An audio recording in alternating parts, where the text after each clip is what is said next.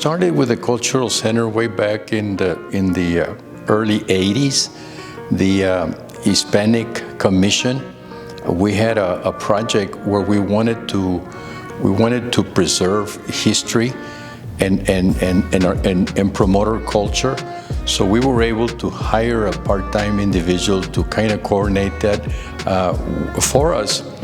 We were able to hire Dr. Gamboa from the University of Washington to come in and put together, collect some information and pictures so we could establish a presentation, which is the one that we have in the art gallery up here upstairs at the Cultural Center.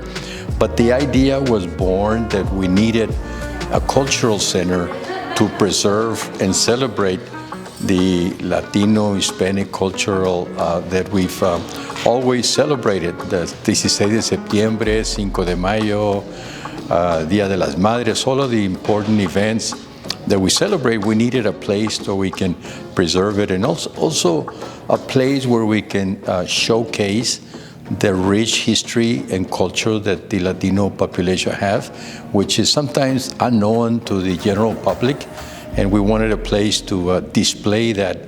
And so we were lucky that we got a planning grant. We started, and I'm talking about many people getting involved in the process to make this dream come true.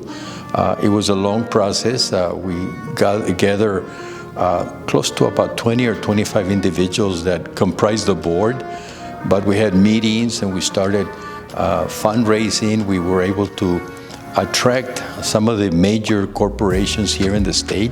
At the end of the day, we also were able to get a federal grant from the Department of Commerce to complete our budget. And so then the center was started, and it was completed, and we had a groundbreaking ceremony. I think it was in 2003.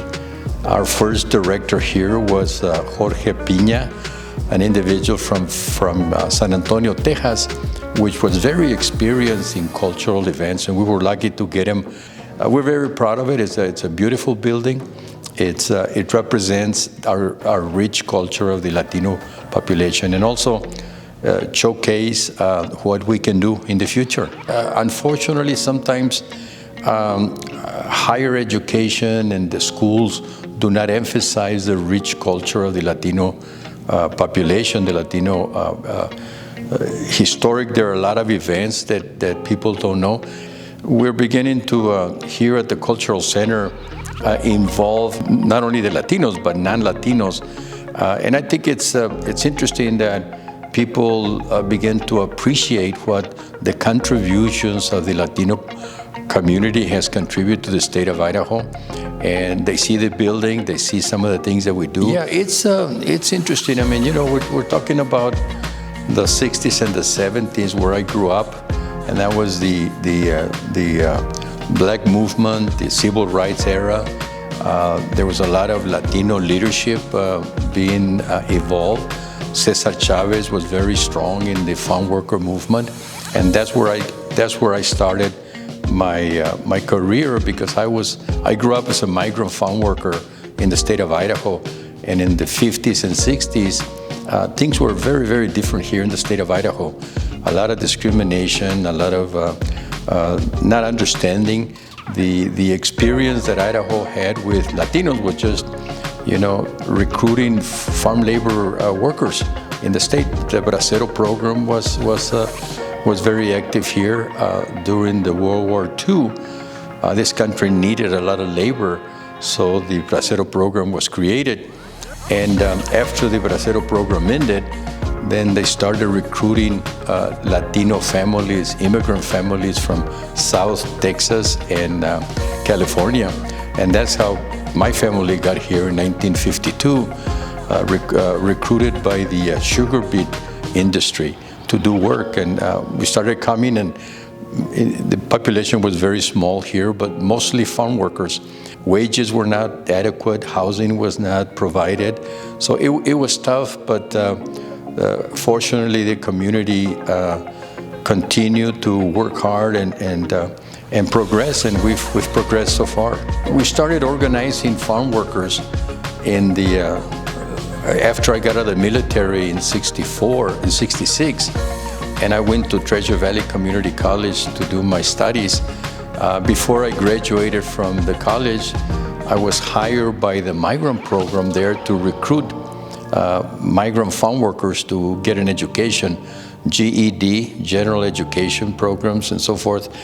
And so that got me started in organizing farm workers. I was able to hook up with Cesar Chavez and some of the national leaders. At the time, we had not only Cesar Chavez, but Corky Gonzalez from Denver. Crusade for Justice was very strong. We had Jose Angel Gutierrez, who started the La Raza Unida party in Texas. We had Lalo Delgado, who was one of the leaders, a poet out of Denver, Colorado. We had Reyes Lopez Tijerina, which was in New Mexico, fighting for the land grants, the land that was stolen from Latinos. He was able to gather actual documents where the Queen of Spain issued those land grants, which later were kind of dissolved by this country. And so it was exciting times, and that's how I got involved in the Chicano movement at the time. And later on, we went on to represent farm workers here in the state of Idaho by creating the Idaho Migrant Council, which was a major organization, not only addressing the needs in education, housing, health, and all of those issues that we identified that we needed to address, but also political activism. You know, we were able to get some pretty major things accomplished through uniting the Latino community, and then advocating for that. You know, and you might call it militant. I call it activism, because we were actively trying to change the situation that we were facing at the time. The wishes and the need of the Latino community are basically the same as everyone. They want a safe place, they want good jobs, they want to eliminate discrimination. We want our kids, we want the young people to have an opportunity to get an education and compete in this economy, in this world. And it's happening, but in my opinion, it's not happening fast enough. We still have a lot of problems in education.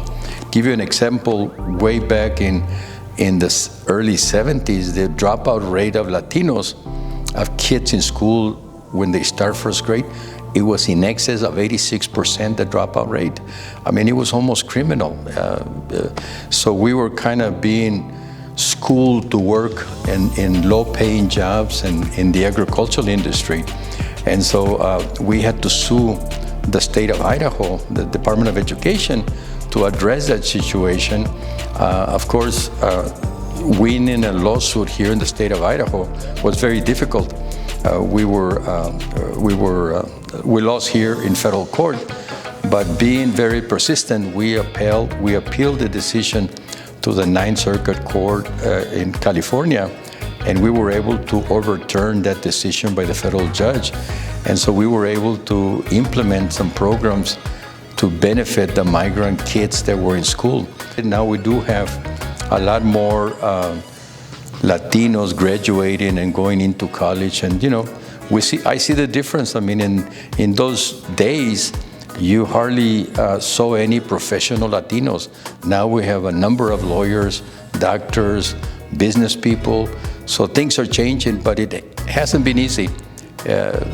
Many of us had to open a lot of doors so that those opportunities can become available to the Hispanic Latino community.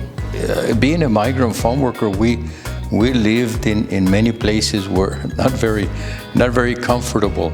But you know, the good memories that I have is that there was a lot of unity among the families. We knew all the families that were working out in the field.